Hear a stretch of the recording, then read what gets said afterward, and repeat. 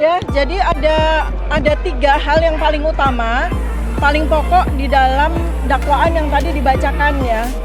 Pertama adalah berkaitan dengan ilmu saya, ilmu anatomi morfologi yang memang sudah saya sampaikan di dalam iNews 29 April 2025.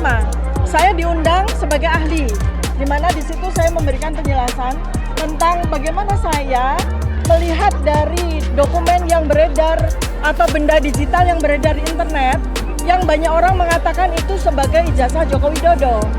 Di situ saya menyoroti hanya satu hal yang menjadi domain saya, yaitu foto, ya. Karena itu saya menggunakan ilmu saya, anatomi morfologi, untuk memberikan penjelasan, ya. Kalau memang penjelasan ini harus dikomparasikan dengan ijazah asli, maka munculkan ijazah asli itu, ya. Sebab yang saya lakukan observasi itu adalah benda digital yang beredar di internet. Kita sama-sama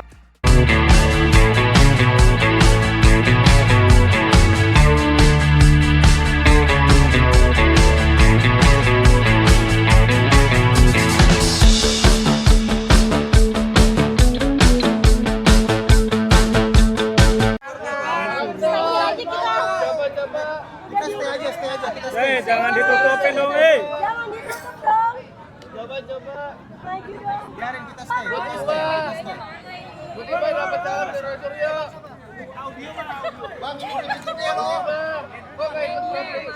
Awas, kita stay. Jangan maju. Bu, adu perbuatan Bu sama Surya, Bu. Audio mana, Bang? Bu, anaknya belum makan, Bu.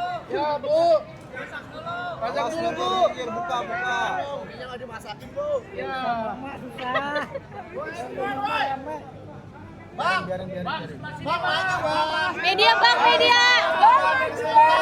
Ini, Bang. Ini, Bang.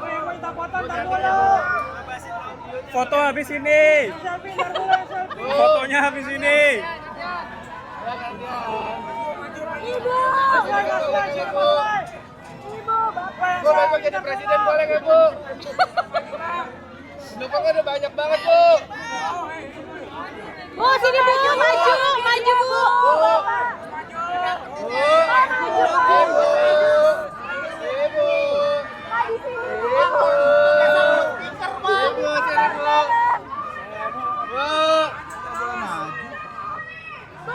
Bu, pendukung Rocornya teriak, Bu. Bu.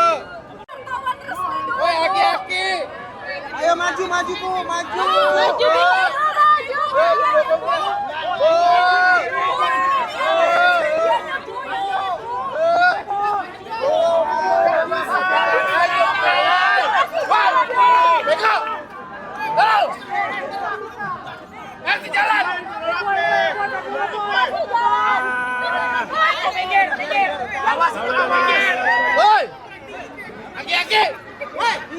Woi, baju biru, woi. Woi, aki-aki. Minggir lo. Aki-aki. Geser lo. Geser lo. Woi, aki-aki. Geser. Ibu maju, Bu. Ibu maju aja. Lo, mic-nya jauh banget nanti. Ibu maju lagi, Bu. Maju. Kagak usah dah, bikin anjing. Woi, pendukungnya, woi. Simpatisan masuk dulu. Aduh, jangan dulu. Salamannya nanti, Bang. Woi. Dia dulu. Mas buka kasih jalan.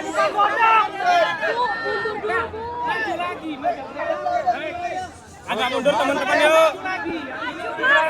Tarik mundur teman-teman yuk. Maju, Pak. Maju. Maju, Pak.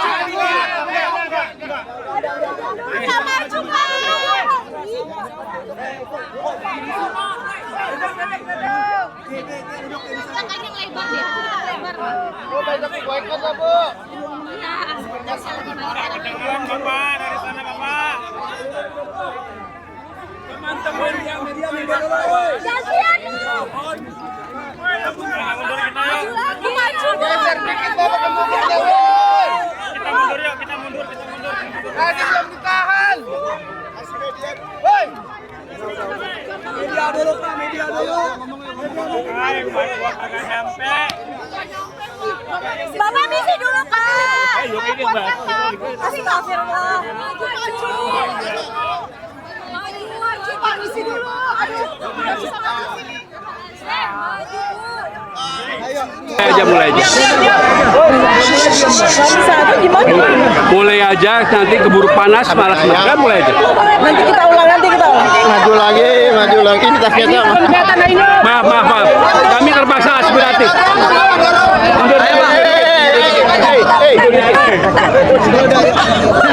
Cukup, bisa didengar.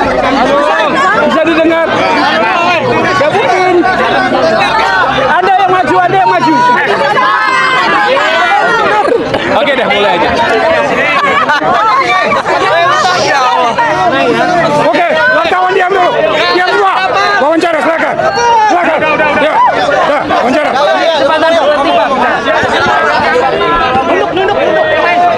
Silakan. Baiklah. Terima kasih ya atas supportnya. Seperti yang kita ketahui tadi, sempat terjadi perdebatan antara hakim, JPU dan kami. Kami keberatan tidak diberikan berkas secara lengkap. Bagaimana kami bisa melihat perkara ini secara komprehensif? Oleh sebab itu kami tadi sempat menyatakan bahwa ketentuan dari KUHAP ya, khususnya KUHAP lama dan sebagainya, karena sebagian masih menggunakan KUHAP lama. Dalam KUHAP lama itu yang dimaksud pelimpahan itu termasuk berita acara pemeriksaan. Itu harus diberikan secara lengkap. Tetapi faktanya tidak mau memberikan. Oleh sebab itu kita bertanya, ada apa ini? Kok disembunyikan? Ketentuannya begitu dilimpahkan surat dakwaan itu harus sama apa yang diterima oleh hakim, apa yang diterima oleh jaksa maupun kami PH perwakilan sebagai terdakwa.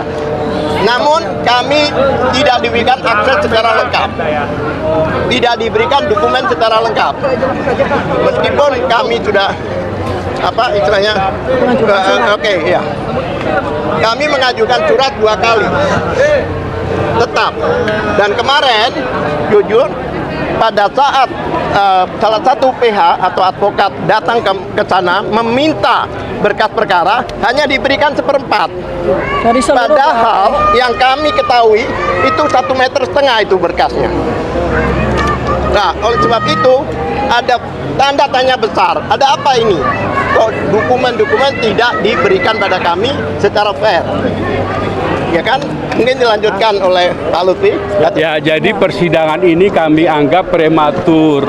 Mengapa? Karena ketidaklengkapan dari dokumen yang harusnya diserahkan kepada tersangka, bukan terdakwa ya, tersangka, pada waktu sebelum menjadi terdakwa itu harusnya sudah selesai dahulu, baru boleh dilimpahkan ke pengadilan. Ya, dengan demikian kami pun bisa menyiapkan segala sesuatunya, termasuk menyampaikan akan mengajukan perlawanan atau tidak di persidangan ini harusnya.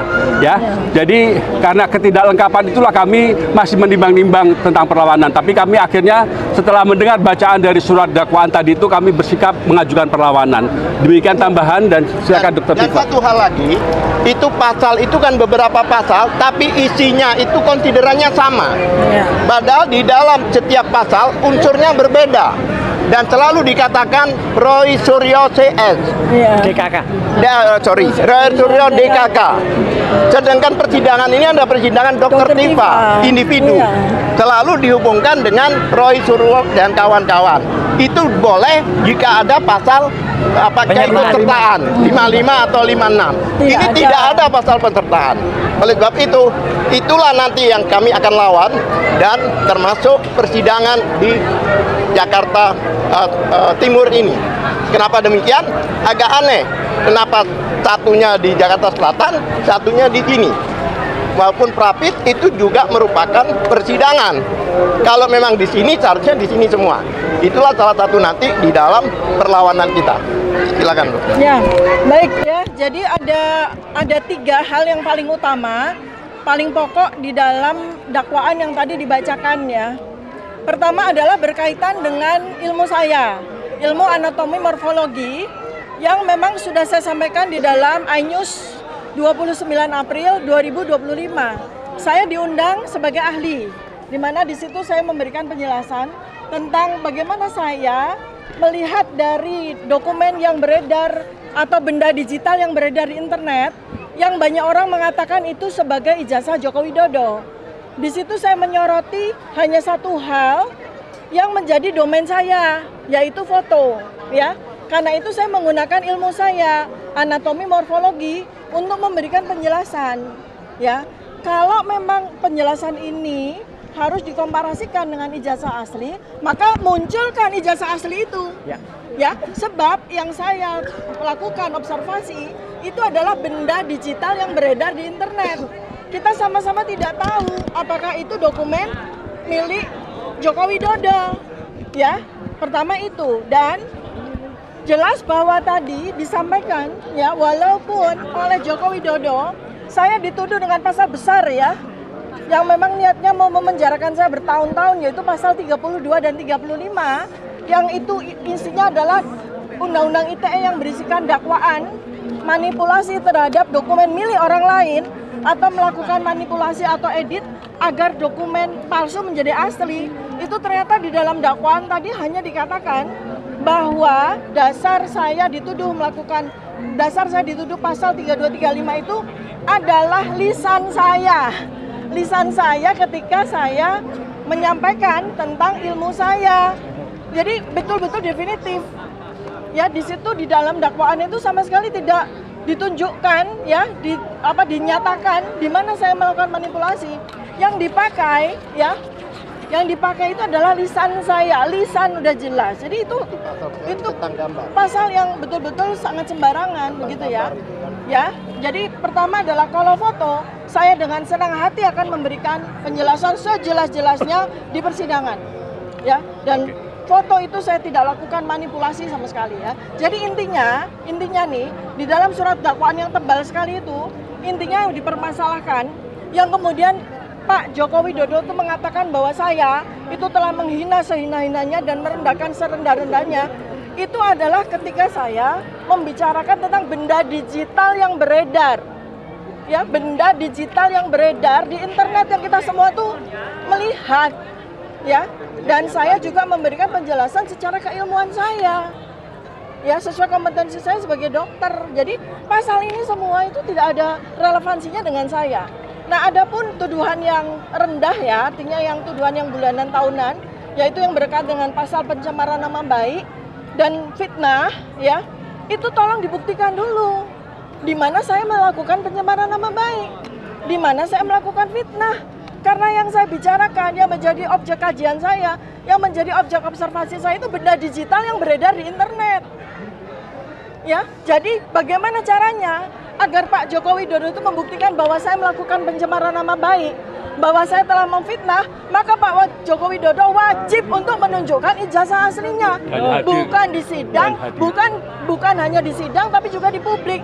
Oleh karena itu, karena ini adalah delik aduan juga, pencemaran nama baik dan fitnah, maka Pak Joko Widodo mutlak wajib hukumnya hadir di persidangan, tidak melalui mekanisme-mekanisme seperti yang disampaikan oleh para advokatnya, ya.